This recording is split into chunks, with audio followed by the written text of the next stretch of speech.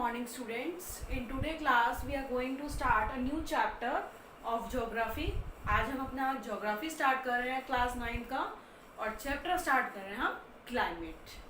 ठीक है, अब मैं सबसे पहले आपको डिफरेंस बताती हूँ क्लाइमेट और वेदर में. जनरली लोग ये एक ही चीज़ समझते हैं कि क्लाइमेट और वेदर दोनों सेम है, बट दोनों में डिफरेंस है. क्या डिफरेंस है मैं आपको आज बता देती हूँ. ठीक है, क्या है? सबसे पहले हम क्लाइमेट देखते हैं. Some total of weather condition and variation over a large area for a long period of time. ठीक है, हम अपने 2 और 3 वेदर के कंडीशंस को अगर ऐड कर देते हैं, सम अप कर देते हैं, तो वो हमारा क्या बन जाता है? क्लाइमेट बन जाता है. ठीक है, और जो हम क्लाइमेट का एनालिसिस करते हैं ना, वो क्या करते हैं? लॉन्ग पीरियड ऑफ टाइम में. जनरली हम क्लाइमेट को जो कैलकुलेट करते हैं, weather condition more than 30 years.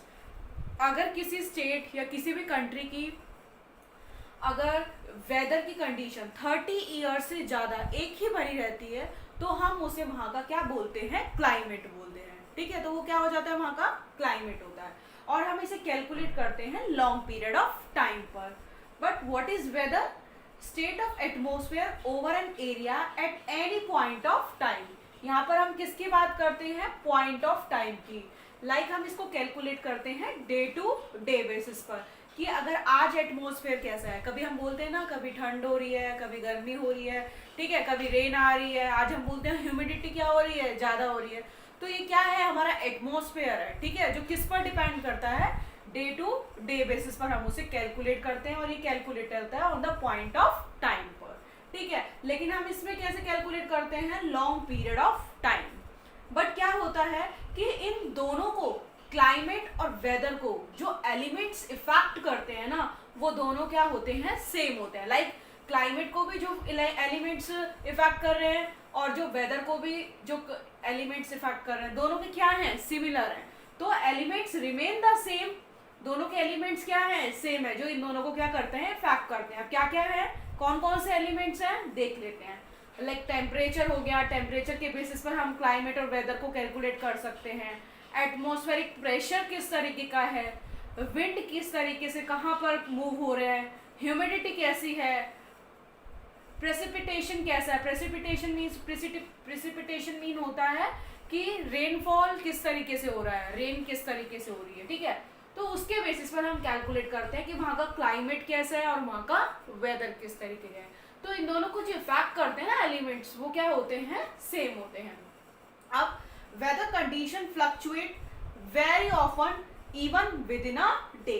अब जो वेदर को जो इफेक्ट करता है ना, या वेदर जो कैलकुलेट, जो वेदर जो फ्लक्चुएट होता है, वो 1 डे में भी क्या हो जाता है? वेरी हो जाता है. सुबह क्या हुई? रेन हुई और शाम को क्या हो गया? फिर तेज धूप हो गई.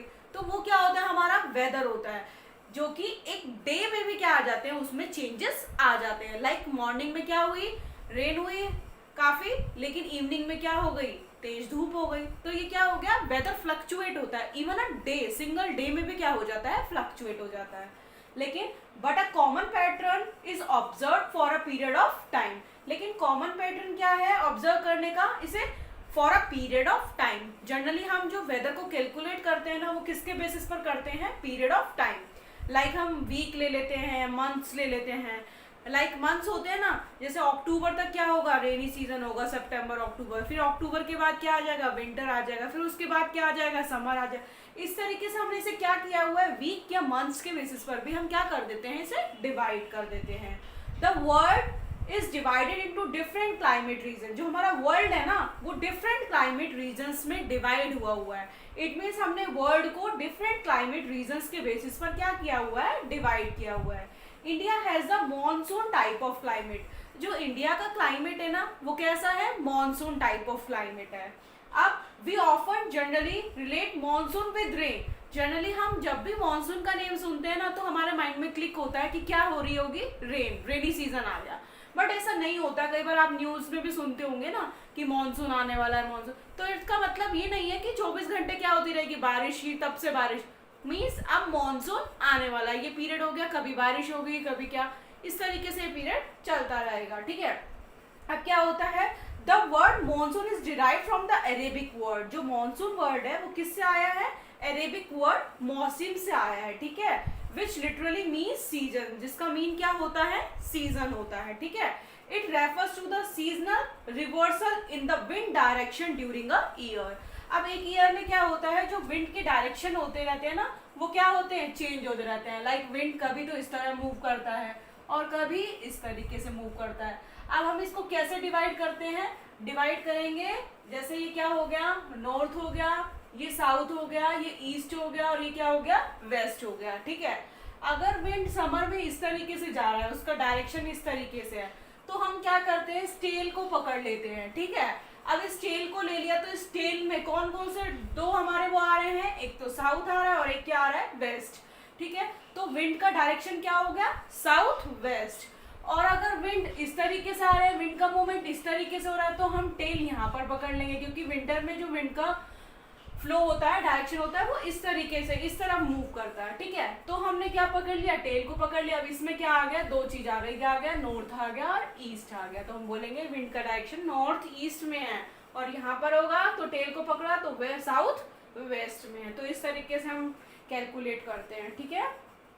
Reversal in the wind direction during a year. The part of south and south east Asia observe the monsoon type of climate. जो हमारे इंडिया में साउथ और साउथ ईस्ट एशिया जो पार्ट है ना, वो कैसा है, हमारा मॉनसून टाइप ऑफ क्लाइमेट है। वहां पर हमारा क्लाइमेट कैसा देखते हैं आप, मॉनसून टाइप ऑफ क्लाइमेट है, ठीक है। बट ये नहीं होता कि साउथ और साउथ ईस्ट जो एरिया है मॉनसून टाइप ऑफ क्लाइमेट है, वहां पर सब जगह आपको एक जैसा वेदर देखने को मिलेगा, ऐसा नहीं होता है। टेम्परेचर के बेसिस पर भी क्या हो जाते हैं, चेंजेस आ जाते हैं। लाइक आप क्या देखेंगे कि राजस्थान में कुछ पार्ट में आपको 50 डिग्री सेल्सियस क्या देखने को मिलेगा, टेम्परेचर देखने को मिलेगा। अब टेम्परेचर के बेसिस पर भी वेरिएशन आ गए, ठीक है। उसी तरफ आप पहलगाम में देखेंगे ना, पहलगाम में कश्मीर में, तो आपको कितना, इवन 20 डिग्री सेल्सियस क्या देखने को मिलेगा, टेम्परेचर। तो टेम्परेचर के बेसिस पर भी क्या होता है, हमारा क्लाइमेट वेरी होता है, ठीक है। टेम्परेचर के बेसिस पर भी क्या आते रहते हैं, चेंजेस आते रहते हैं। आज हमें अपना टॉपिक स्टार्ट करना था, ज्योग्राफी पार्ट स्टार्ट करना था, तो मैंने आप एक बहुत ही छोटा सा टॉपिक बनाया। अभी हम इसमें फ्लो धीरे धीरे कंटिन्यू अपना इजीली कंटिन्यू करते रहेंगे, ठीक है। क्या देखा, क्लाइमेट चैप्टर था, क्लाइमेट और वेदर में डिफरेंस देखे थे, जनरली 1 मार्क्स में पूछ लेता है, what is climate and what is whether. ये लॉन्ग पीरियड पे कैलकुलेट होता है और ये किस पर होता है, पॉइंट ऑफ टाइम पर। जैसे हम बोल देते हैं ना कि कहीं पर क्या होता है कि कहीं पर कोई, जैसे कंट्री कश्मीर है, वहां पर क्या रहता है, जनरली आप क्या देखेंगे, ठंड देखने को मिलती है। लद्दाख हो गया, तो हम बोल देते हैं कि वहां का क्लाइमेट उस तरीके का बना हुआ है।